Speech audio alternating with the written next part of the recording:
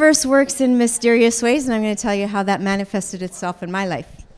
So a few years back, I was going through a difficult time, and it was one of those times where so much happens. You know, you can't catch your breath, and something else happens, and one after another. And so my daughter was diagnosed with severe depression and somatic anxiety, and when your child starts talking suicide, you stand up and listen. Right. Anyways, she also found a lump in her breast, and it turned out to be benign, but at the time, for a mother, it's a bat to the stomach. At the same time, I was going through my second divorce, not my first, my second, but I figured out what causes my divorces, and it's my marriages. So I'm not doing that again. It's not going to happen.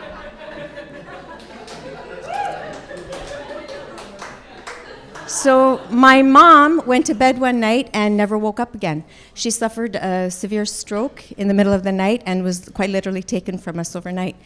And my dad found her the next morning, and within days, my dad started acting really weird. He weirded out.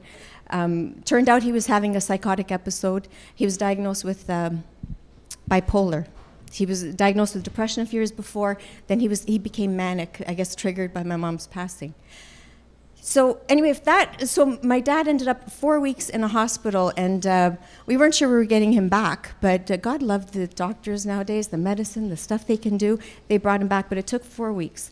And 4 weeks of my sisters and my brother and I going back and forth to the hospital until visiting a man we didn't know, because it was not my dad. But anyway, they got him back. So if all of that wasn't enough, I got notice after 32 years of being a financial advisor with one of the major banks, that my position as a financial advisor was one of thousands being eliminated right across Canada. So there I was already depressed.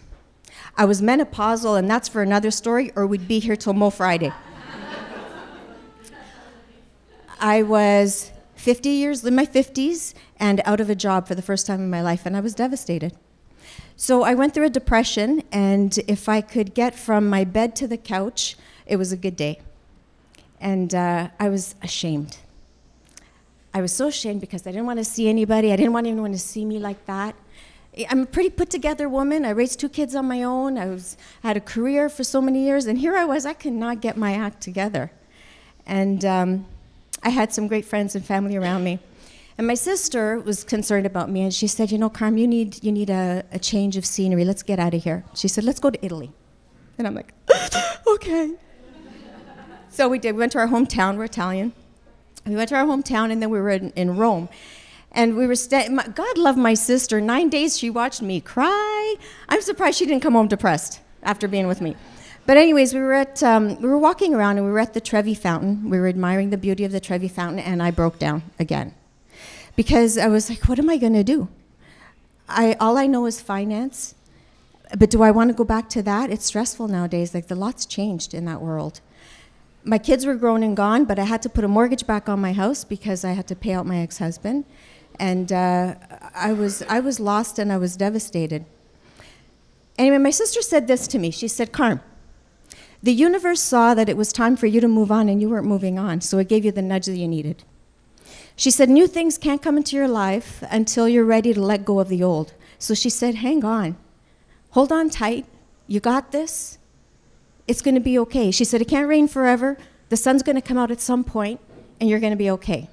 And I was like, you think so? She said, I know so. So that was May 2016. A year and a half later, November 2017, I was at my desk in my home office and working on resumes, trying to figure out what I was going to be when I grow up, because I still don't know. And I noticed that Air Canada was hiring for flight attendants. And I'm thinking, I could do that. Are you kidding me? But who's going to hire someone in their 50s? Anyway, just for fun, I sent out an application. And I wrote, the cover letter said 30-plus years in retail banking. So I thought for sure someone was going to read that and go, ha, no. But I actually got a call. Would you believe I got a call? So they did a phone interview, and then they wanted an Italian interview to prove that I was fluent, so we set that up. Then, what was next? A face-to-face. They sent me down for a face-to-face. Then they sent me for a group interview, then a physical, and then crying out loud after that, they invited me to go for 2 months training, 8 months training in Montreal. something like, what the hell am I doing? You know, like, is this for real? And the money's not great. Really, it's not great. Not what I was used to. And anyway, I packed my bags and off I went to Montreal for this 8 weeks. I was older than the instructors. The other people in my class were younger than my children. I was Mama Bear. I had that class. I was the cue card queen. I had study groups. And they're saying that, so this is it. There's 4 to 6 exams a week. 90% is the pass. You're allowed 2 fails in the written, 2 fails in the practical, and then they send you home. And there was no way I was going home, because to what? I had nothing. And I'm thinking, you know, I learned to calculate standard deviations, for crying out loud. I got to be able to do this. So we studied. If I got 3 to 4 hours sleep a night, it was a good night. But I did it. Anyway, we did it. We passed. I get home, and I get a call within a week from crew scheduling. And they said, Carmela, you're off to Rome. And I'm like, score! Right? I'm going to Rome. So I get my gear, I get off to the airport, an amazing crew. It was like family. They were so wonderful. They let me sit in the flight deck for takeoff and landing, because it was my maiden voyage. It was so cool. We went out for drinks before dinner. So we're having drinks on this terrace, overlooking the Vatican, and watch the sunset, sipping on my Prosecco. It's like, wow, right? So then we went out for dinner. We went down through Campo di Fiori and Piazza di Navone, and all of a sudden, we're just walking around downtown Rome, and I realized I'm standing at the Trevi Fountain, across from where I stood with my sister 2 years and 1 month before. You know, I'd forgotten everything she said to me until that moment. And I thought, how did this happen? Here I am, 2 years later, I'm on this side of the Trevi. I have a new life. I'm happy. I just, you know, that Trevi means a lot to me. It just brought it back full circle. And I think to myself, you know, what have I learned from this? It was difficult starting over again, but I did it. And I thought, what else have I learned? And, you know, my sister's words rang true. If I can remember in those dark times that I have to accept life on life's terms. I don't have to like it. I just have to accept it. I have to do what I can. I have to hold on tight. And at the end of the day, no matter what happens, good or bad, I know that I'm going to be okay. Thank you.